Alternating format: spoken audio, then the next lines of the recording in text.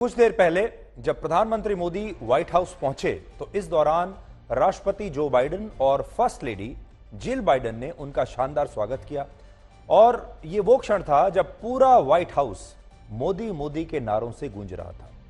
प्रधानमंत्री मोदी का स्वागत करने के बाद आज राष्ट्रपति जो बाइडेन ने भी कहा कि अमेरिका और भारत दुनिया की दो बड़ी महाशक्तियां हैं और दोनों देशों की मित्रता आज एक नए युग में प्रवेश कर रही है।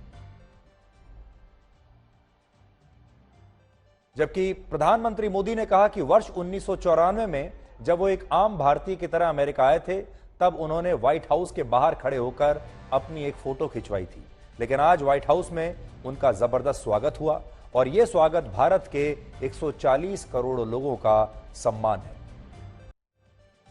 और इस समय राष्ट्रपति जो बाइडेन और प्रधानमंत्री मोदी के बीच व्हाइट हाउस में जो बातचीत चल रही है, उस बातचीत में, उस बैठक में 10 बड़ी डील्स पर हस्ताक्षर हो सकते हैं और ये 10 जो डील्स हैं बहुत बड़ी हैं, बहुत बड़े समझौते हैं। और इसीलिए हम आपसे ये कह रहे हैं कि ये जो अमेरिका की यात्रा है इस बार प्रधानमंत्री मोदी की, ये एक ऐतिहासिक यात्रा है।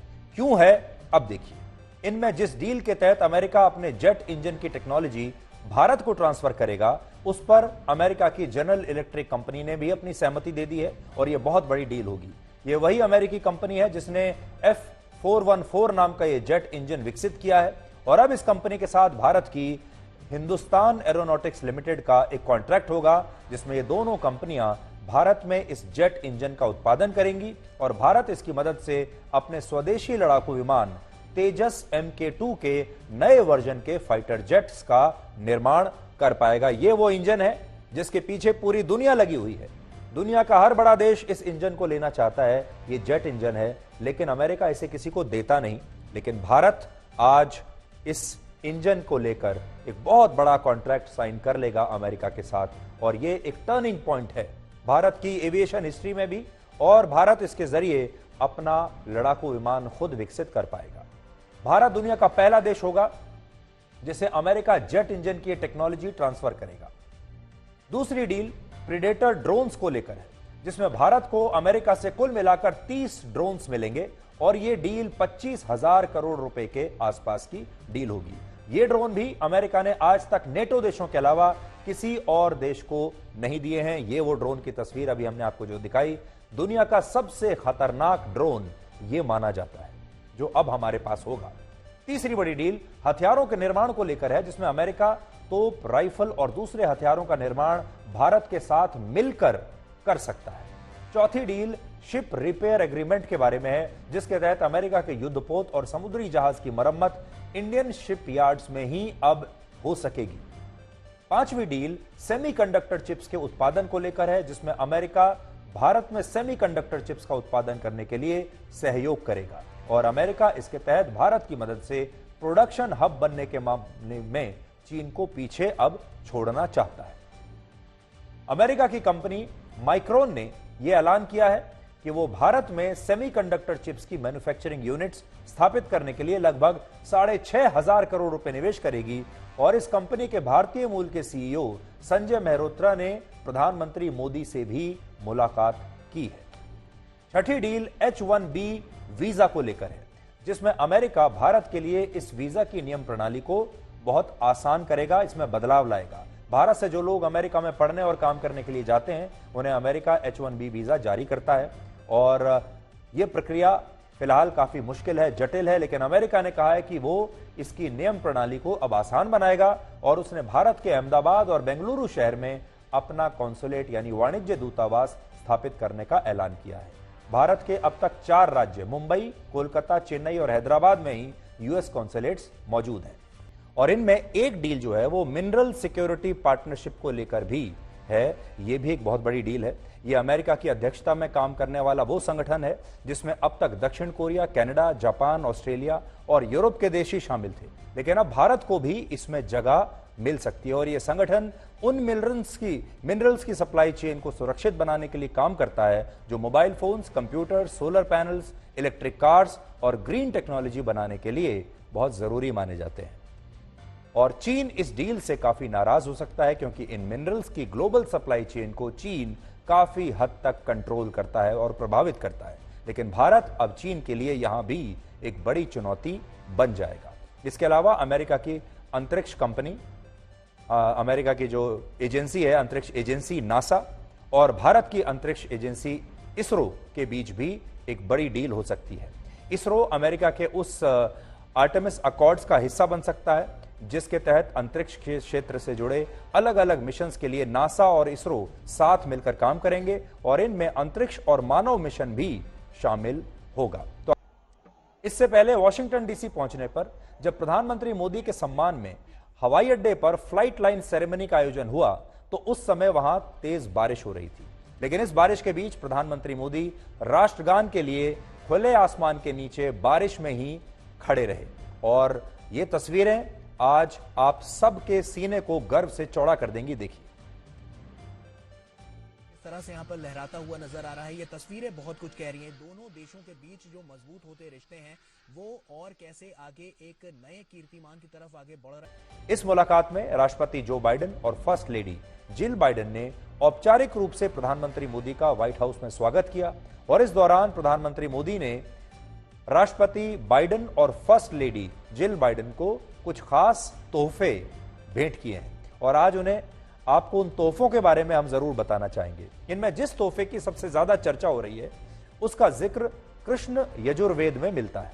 कृष्ण यजुर्वेद मूल यजुर्वेद की दो प्रमुख शाखाओं में से एक है और इसमें यह बताया गया है कि जब कोई व्यक्ति अपनी जीवन आयु के 80 वर्ष और 8 महीने पूरे करने वाला होता है तो वो व्यक्ति दृष्ट सहस्त्र चंद्र बन जाता है। दृष्ट सहस्त्र चंद्र, और इसका मतलब यह होता है कि उस व्यक्ति ने अपनी अब तक की जीवन आयु में 1000 पूर्ण चंद्रमा यानी 1000 फुल मून देख लिए। राष्ट्रपति जो बाइडेन ने 20 जून को ही अपने जीवन आयु के 80 वर्ष और 8वें महीने में प्रवेश किया है। इसलिए प्रधानमंत्री मोदी ने बहुत ही सोच समझकर उन्हें यह तोहफा दिया जो हिंदू धर्म के अनुसार किसी व्यक्ति को मानव जीवन के अनुभव के लिए सम्मानित करने पर दिया जाता है। तो सोचिए कितना सोच समझकर प्रधानमंत्री मोदी उनके लिए यह तोहफा लेकर गए होंगे। और ये देखिए, चंदन की लकड़ी से बना एक हस्त निर्मित बॉक्स में ये सारी चीजें रखी गई थी जो कि भारतीय परंपरा के हिसाब से बनाया था। ये जो उपहार है ये चंदन से बने जिस खास बॉक्स में भेंट किया गया उसे जयपुर के कारीगरों ने तैयार किया है और इसमें भगवान गणेश की मूर्ति और एक दिए के साथ उत्तर प्रदेश से लाया गया ताम्र पत्र रखा गया है जिस पर कृष्ण यजुर्वेद का एक श्लोक भी लिखा हुआ है। इस उपहार के साथ हिंदू धर्म में 10 दानम की भी एक परंपरा होती है जिसमें 10 अलग अलग प्रकार के दान दिए जाते हैं और वही 10 दान प्रधानमंत्री मोदी ने इस बॉक्स में जो बाइडेन को गिफ्ट किए हैं। इनमें गोदान में पश्चिम बंगाल से लाया गया चांदी का नारियल है, भूदान में मैसूर से लाए गए चंदन का एक सुगंधित टुकड़ा है, तिल दान में तमिलनाडु से मंगाए सफेद तिल के बीज हैं, हिरण्य दान में राजस्थान में हाथ से तैयार हुआ सोने का एक सिक्का है, घी दान में पंजाब से लाया गया घी है, वस्त्र दान में झारखंड के रेशम का कपड़ा है और धान्य दान में उत्तराखंड से लाए गए लंबे दाने वाले चावल है। गुड़ दान में महाराष्ट्र से मंगाया गया गुड़ है और रौप्य दान में चांदी का एक सिक्का है और नमक के दान में गुजरात से मंगाया गया नमक इसमें रखा गया है। इसके अलावा प्रधानमंत्री मोदी ने राष्ट्रपति बाइडेन को भारतीय उपनिषदों की एक कॉपी भेंट की है और इस तोहफे के पीछे भी एक बहुत खास वजह है। राष्ट्रपति बाइडेन ने अपने अब तक के कार्यकाल में सिर्फ 2 नेताओं को स्टेट डिनर पर आमंत्रित किया है जिनमें पहले थे फ्रांस के राष्ट्रपति इमैनुअल मैक्रों और दूसरे थे दक्षिण कोरिया के मौजूदा राष्ट्रपति। और अब इस सूची में प्रधानमंत्री मोदी दुनिया के तीसरे ऐसे नेता हैं जिन्हें राष्ट्रपति बाइडेन ने अपने घर पर स्टेट डिनर पर बुलाया है। प्रधानमंत्री मोदी के लिए यह स्टेट डिनर व्हाइट हाउस के साउथ लॉन गार्डन में होगा और क्योंकि प्रधानमंत्री मोदी शाकाहारी हैं इसलिए इस स्टेट डिनर में शाकाहारी व्यंजन ही परोसे जाएंगे, यानी ये वेजिटेरियन डिनर होगा। और सबसे खास बात यह है कि इनमें मोटे अनाज से तैयार की गई डिशेस को खास तौर पर शामिल किया गया है जिनमें marinated millet, grilled corn salad और कंप्रेस्ड वाटरमेलन जैसे अलग अलग व्यंजन इस मेन्यू में शामिल होंगे। इसके अलावा मेन कोर्स में मशरूम से बनी अलग अलग डिशेस होंगी और मीठे में भी बाजरे से बना एक केक होगा। में जो बाइडेन के लिए बराक ओबामा ने उन्हें एक सलाह दी है और कहा है कि मेरी सलाह एक तरीके से उन्हें यह रहेगी कि उन्हें प्रधानमंत्री मोदी के साथ जब वो बैठक करें तो भारत में मुसलमानों की सुरक्षा को लेकर, भारत में अल्पसंख्यकों की सुरक्षा को लेकर उन्हें यह मुद्दा उठाना चाहिए। अब सोचिए कि बराक ओबामा इस बैठक से ठीक पहले यह बात क्यों कर रहे हैं। प्रधानमंत्री मोदी के खिलाफ अमेरिका में जो विरोध प्रदर्शन अभी हो रहे हैं, क्योंकि एक वर्ग ऐसा है जो विरोध प्रदर्शन कर रहा है उनके खिलाफ, इस विरोध प्रदर्शन में आपको एक चेहरा नजर आएगा और यह चेहरा है सुनीता विश्वनाथ नाम की एक महिला का। ये महिला है सुनीता विश्वनाथ। ये वही महिला है जो कई बार अलग अलग मौकों पर राहुल गांधी के साथ अक्सर नजर आती हैं। हाल ही में जब राहुल गांधी 31 मई को अमेरिका के दौरे पर गए थे, उस समय राहुल गांधी की इस महिला के साथ मुलाकात हुई थी और आज यही महिला अमेरिका में प्रधानमंत्री मोदी के दौरे का विरोध कर रही हैं। आप देख सकते हैं